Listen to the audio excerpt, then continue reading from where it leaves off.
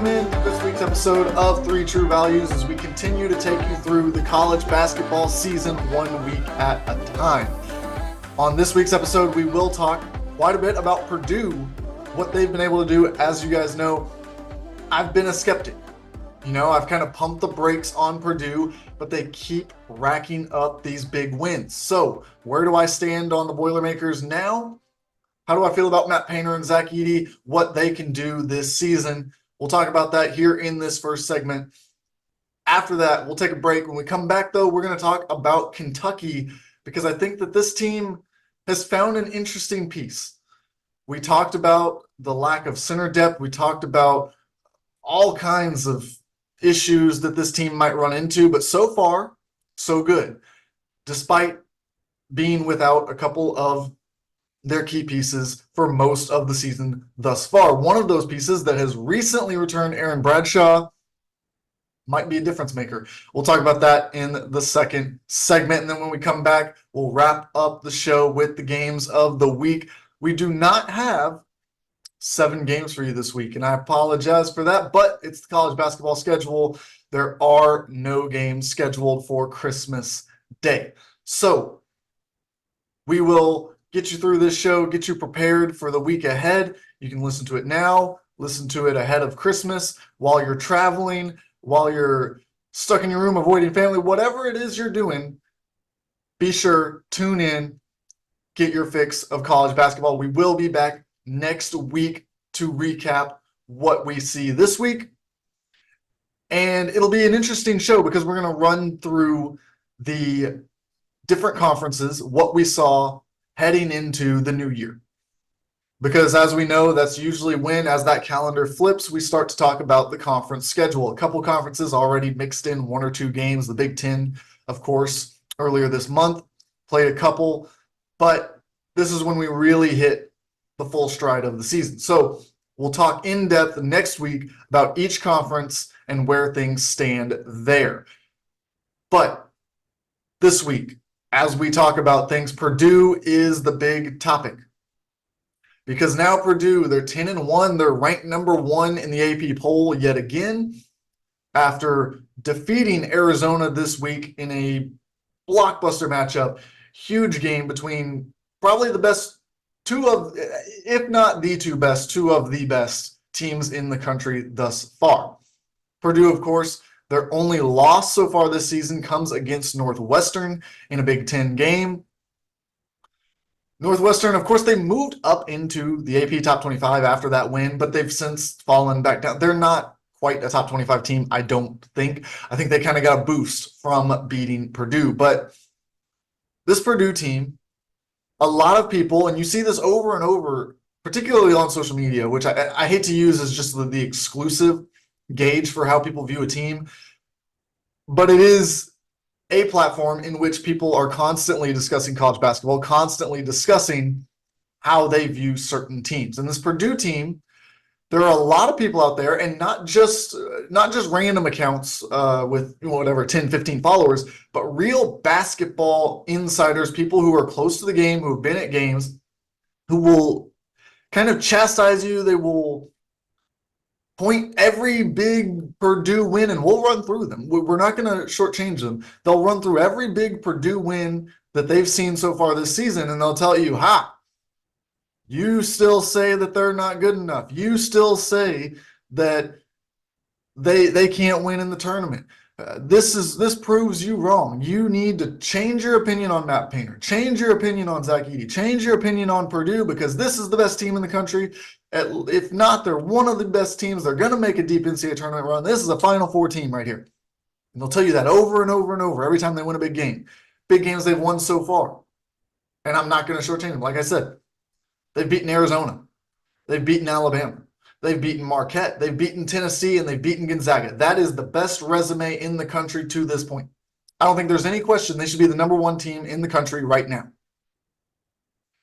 And I think that if you look at their schedule, it actually falls quite well for them. The Big Ten doesn't have that second dominant team right now.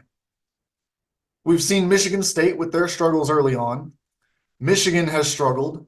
Wisconsin, borderline top 25 team. might be one of the only other ranked games they play the rest of the way. Now, I'm sure somebody will kind of emerge, bounce into that top 25 conversation, whether it's Indiana, whether it's Maryland, whether it's one of these other teams. Somebody will be a top 25 matchup along the rest of their season. But the point is, right now, their schedule does not look like some gauntlet today. However, if we just pump the brakes a little bit on all the, yes, they are a great team. I think they deserve the number one ranking. They have the best resume. I think they've played really well so far. But before I am going to flip my views on Matt Painter, on Purdue, on Zaki, on all of them, there's going to have to be NCAA tournament success. There just has to be. And this will frustrate a lot of people. I understand that. But just look at last year. You want to talk about, last year you should ignore losing to a 16 seed because this year they're doing this. Okay, let's look at what they did last year to this point. Last year to this point, they were undefeated. Not a one-loss team, they were undefeated. They won both of their Big Ten games in December. Last year at this point, they had beaten Marquette, Gonzaga, and Duke. All right, so maybe not quite as many. They've got a few more big wins, but they were beating the big boys time after time. Last year, Purdue started the season 23-1. 23-1 with their only loss coming in Big Ten play against a lesser opponent. Okay, so now we talk about this team is 10-1, and you want to tell me that they're so much different than the team last year that was undefeated at this point, and the team that started the season 23-1. Okay, so what's so different? Yes, they start hot.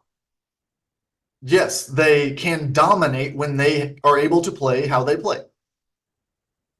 There's no argument there. I don't think that that's a discussion. That's never been the issue with Purdue.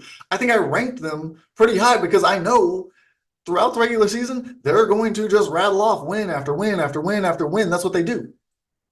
There's no issue there. But what happened last year? They picked up their second loss on February 4th against Indiana. All right, rivalry game, you can excuse it, whatever. They went 2-4 in the month of February. No longer looking like that dominant number one, nobody can catch them team. Well, then we flip the calendar to March. They win the Big Ten tournament. And we think, okay, everything's fine. They had a bad stretch. They got through it. Now we go into March. We head into the tournament, and they are playing again at a high level. They fixed whatever was wrong. And then they lose to Fairleigh Dickinson. So you tell me where this season diverges from last season on the resume. Because to me, these look like two very similar teams. Not just in the makeup, although the roster is very similar. They have a lot of their same pieces back. They play in the same way that they played last year. And they're just as good as they were last year. But we won't be able to tell if the issue with Purdue basketball has been fixed until it is fixed. Because the issue has been the NCAA tournament. The regular season has not been their problem. They have been one of the most dominant teams in the regular season for a few years now. Under Matt Painter, they've been very good. In the Big Ten tournament, they had no issues last year. They ran right through it. Ran away with it. Looked great. Got them on that 1 seed line. Being able to do that despite their 2-4 February. So I'm just not ready to change my view on Purdue. I give them full credit for what they've done so far this season. I think that they are one of the best teams in the country. Does that translate to NCAA tournament success? I don't know. And I don't think that you can know yet. Because this team still centered around Zach Edey. They played the same way that got them beat last year against Fairleigh Dickinson. So if they draw the right matchup, they're still going to be in danger. Whether it's against that 16 seed, whether it's against an 8 seed, whether it's against a 4 or 5 seed. Look, when we talk about this Purdue team, NCAA tournament success, I think that NCAA tournament success for them should mean making it to the second weekend. And I understand they're going to be a 1 seed, maybe a 2 seed if things go south. So that's not going to be a popular opinion. But there's got to be progression towards that dominance. And maybe you say, well, the window for Zach Edey is not that large. You need to get as far as you can. Yes, I agree with that. Obviously, you want to go win the title. But if you want to show progress, you have to make it to at least the second weekend.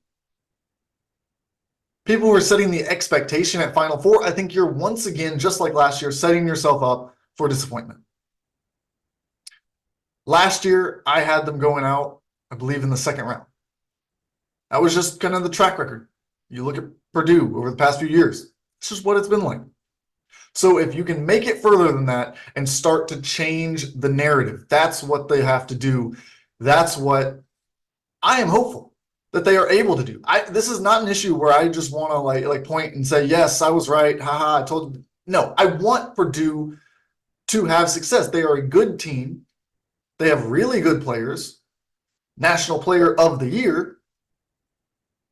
And them being one of the dominant teams makes the NCAA tournament better. But they haven't been that so far. So I'm going to remain over here to the side, watching, admiring what they're able to do, but waiting to see if they can be what everyone says that they are going to be. When we come back on the other side, we will talk about another team that has high expectations each and every year. Doesn't matter who the coach is, doesn't matter who the players are. Kentucky fans want wins. So we will talk about the biggest factor that has impacted their ability to win and the biggest factor in projecting their ceiling this season on the other side of the break. Right here, you're listening to 3 True Values.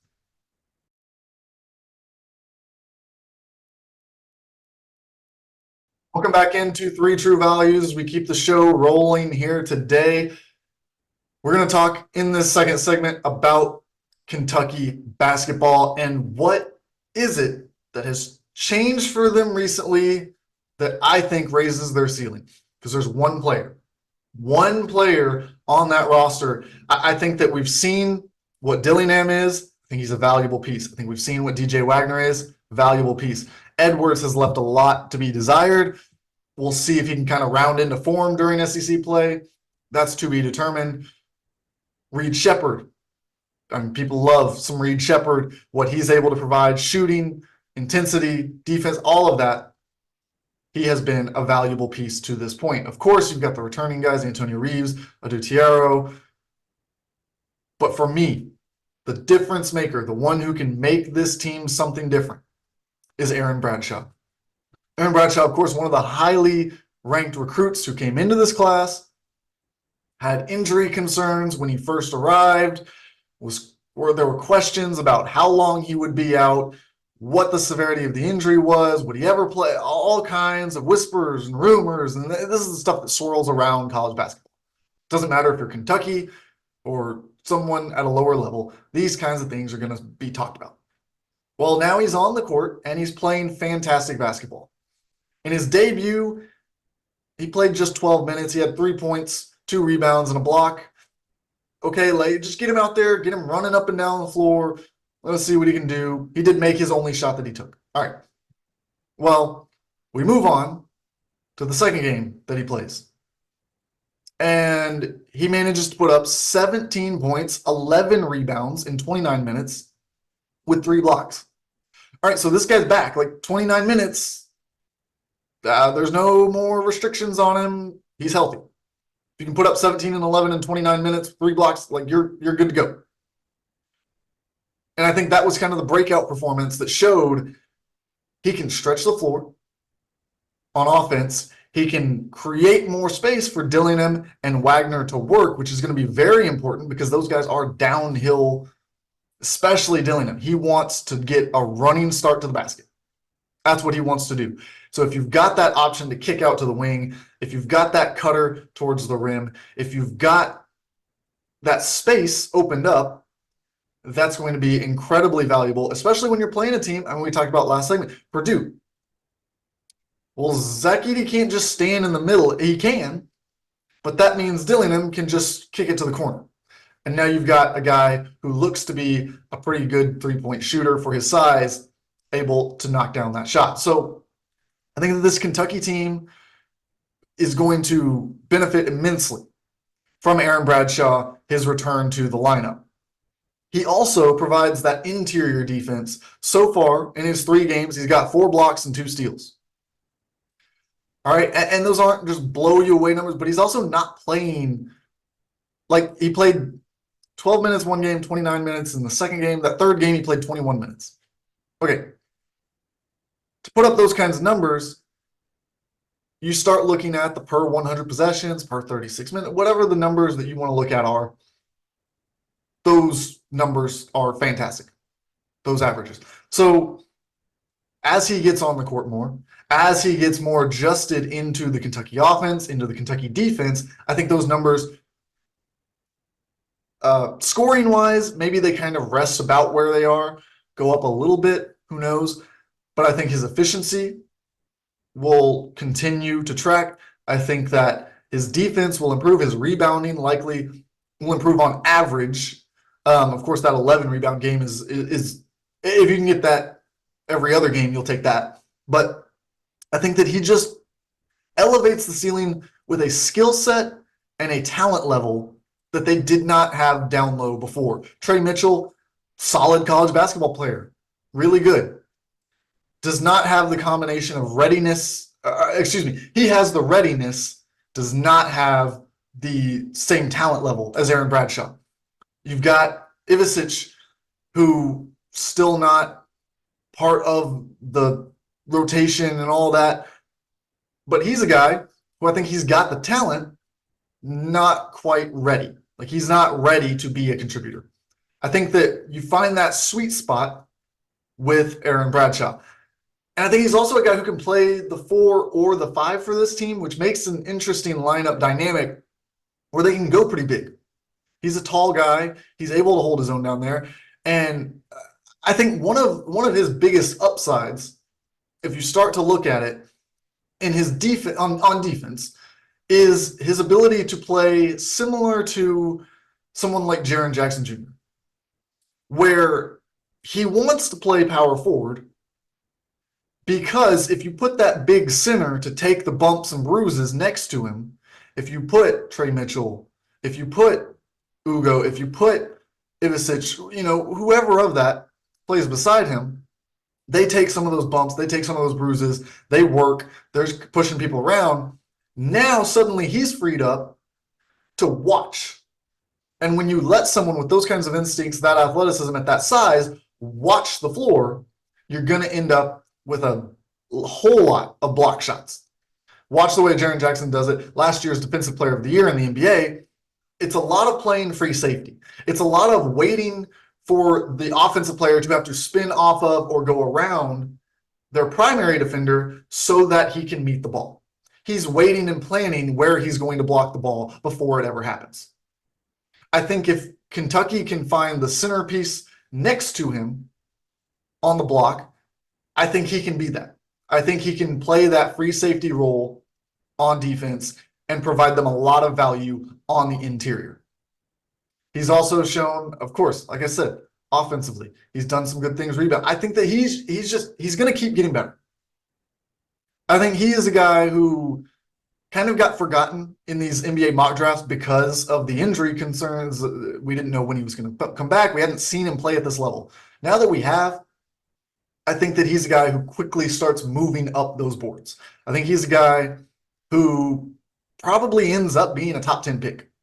If he can continue to play like this and continue to show the growth, I think he's a top 10 pick in the NBA draft when we get there in the summer. So You add that to Robert Dillingham, to DJ Wagner, to Justin Edwards, to Antonio Reeves, to Adu Tierra. I think this Kentucky team, despite so much in the summer, would Ivisic come? Would he not? Would Bradshaw not transfer, but decommit?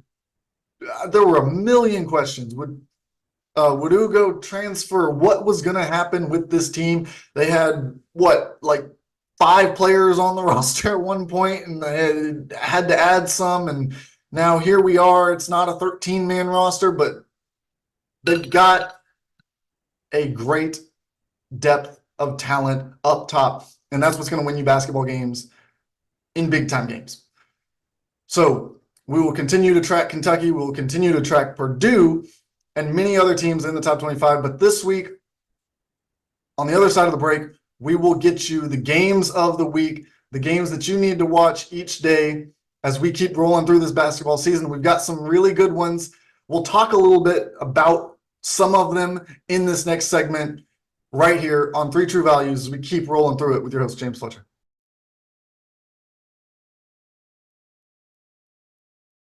Welcome back into 3 True Values as we wrap up the show with the games of the week. We do want to talk about a couple of them a little more in depth. On Tuesday, that's tonight, we've got a game right here where I'm at in Memphis, Tennessee. Memphis taking on Virginia, 2 top 25 teams now as Memphis moves up into that category. This is an interesting game for both sides. I think that Memphis, Penny Hardaway, last game when they beat a really good Clemson team, said after the game that he did not just schedule the way that he scheduled because he wanted to face Power 5 opponents, not just because he wanted to build up the resume, but because he wanted to play teams that play a different style than what Memphis plays so that they had to learn how to adjust to different matchups. Really smart thinking. I think that not enough coaches do stuff like that because that's the thing that prepares you for the NCAA tournament. We talk about Purdue, how they play their way. They're still vulnerable to be caught by a certain type of team. We'll start scheduling those teams during the regular season when one loss doesn't kill you. In the NCAA tournament, it does. So I think very smart decision by Penny Hardaway to go ahead and schedule that way. They're playing Virginia, who wants to slow the ball waiting. I believe last time I checked at KenPom, I think it was yesterday, had the second slowest pace in America. Towson, the only team that had a slower pace than Virginia so far this season. So there will be contrast. Memphis wants to get up and down. Virginia wants to pump the brakes. So which style will dominate? Can Memphis adjust if Virginia is able to play their style? Can Virginia adjust if Memphis is able to run a little bit? Virginia, a big team, one of the biggest rosters in the country in terms of size. It'll be an interesting matchup for sure. 2 veteran point guards, too, Reese Beekman and Javon Quinterly in that one. On Wednesday, we have Duke and Baylor. Baylor took a shocking loss to Michigan State, and I don't think it's necessarily shocking that they lost. We thought that Michigan team was way better than they've shown so far this season, but the way that they lost, blowout loss for a team that had previously been undefeated. So can Baylor bounce back? Can Duke pick up a big resume win? Because they haven't gotten, they've let a couple opportunities slip so far this season. Can Duke capitalize on that? Can they get things rolling in the right direction with that team? On Thursday, we've got Kentucky and Louisville. Should be an absolute rout. Should be Kentucky by no less than 20, 30 points. Louisville reports out over the past week, and I think 2 weeks ago now is when I had my rant, and I said, all right, I've kind of said what I need to say about Kenny Payne. I don't want to talk about him anymore. He should be fired. Well, in the last week, the national media, a lot of them have kind of jumped on that bandwagon, and I don't know what it was about everything else that happened that had them not quite there yet, but they've reached that point, and the backlash has become severe against Kenny Payne, against Louisville. And I just think that from what we've heard, they need to make this move. I think it should come prior to this game. I really do. I don't think that will happen, but I think this whole idea, and I understand that Kenny Payne, former player at Louisville, very well respected within that office, within the community, but he can't do the job. And for them to say that we're postponing this decision because out of respect for him, no, you're not. You're doing it to try to find an angle or find a way to save your butt. Like, there's no reason, if you care about Kenny Payne, you do not let him go coach against John Calipari and all the players that he tried to recruit but wasn't able to get. How does that make sense? And then what, you're going to fire him on Christmas? What is your plan? You're going to do Kenny Payne a favor by letting him get curb stomped by one of the best teams in the country, and then you're going to fire him the week of Christmas because that's nice, because then that's nicer to him? No. What is his family gathered around the Christmas tree? Oh, yeah, dad got fired.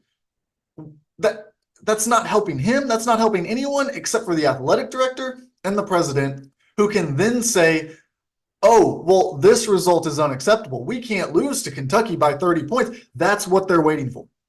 That's what it appears that they are waiting for. I can't say that for certain. That appears to be what they're waiting for. And I think it should, if that's how the athletic director is treating this, I think the president, unless he is also involved, needs to seriously consider whether that athletic director is the right guy to make the next hire. Now, I will say that athletic director, in full fairness to him, made a fantastic football hire, bringing in Jeff Brom, a former Louisville guy himself. He's killing it in the transfer portal, had a really good season for the Cardinals, but basketball, not where it needs to be. And Kenny Payne is not going to take them there. Sounds like Danny Manning will probably be the interim. We might talk once it happens. We'll see if it's this week, next week, into the year, whenever they actually do it. We'll put together a list of people that I think should take over that program, because that is a historic program. A program that growing up was one of my favorites to watch under Rick Pitino. And so it does frustrate me to see the way it is going. Anyways, though, back into the games of the week. Friday, we've got Arizona and FAU. Really good matchup. Arizona, one of the best teams in the country. I talked a little bit about them last week and how much I like their roster construction, the way that they're built, the way that they play, against FAU, a team that could really use one more big resume boost before they head into the AAC schedule, where there's just not a lot of, you got Memphis. Memphis is the other one. Those two teams are going to battle for the top spot. The other one's going to look for an at-large based on their resume in non-conference more than anything else. So another chance for FAU to put something on tape for the committee in March. On Sunday, we skipped over. That was Saturday's game. Friday's game is Illinois against Missouri. Nice rivalry game there. Illinois, they just keep going under Underwood. Really good team. Like what they've been able to do so far. Missouri, as you know, they disappointed a little bit, but I think they've still got time to bring it together under Dennis Gates this season. And then on Sunday, Christmas Eve, the full day dominated by the Diamond Head Classic in Hawaii. There will be, I think, 4 games, pool play there between the different teams, winners play, losers play. So that'll be on your TV throughout the day. No top 25 team is in that, but, still keep it on your TV, watch it throughout the day as you're hanging out with family, as you're exchanging gifts, whatever it is you do on Christmas Eve. Be sure, keep it on the TV in the background if you would like. And then on Monday, Christmas Day, no games to be played on that day. Also will be no games that next day on that Tuesday. We will talk, though, on Tuesday, getting you ready for the conference slate as teams focus their attention on 2024. Right here, 3 True Values, James Fletcher with you. I want to wish everyone a Merry Christmas, Happy Holidays. However you celebrate, I hope that you have a great time this week. Enjoy. Remember the reason that we're all celebrating. And we'll be back next week to talk more about college basketball right here on 3 True Values.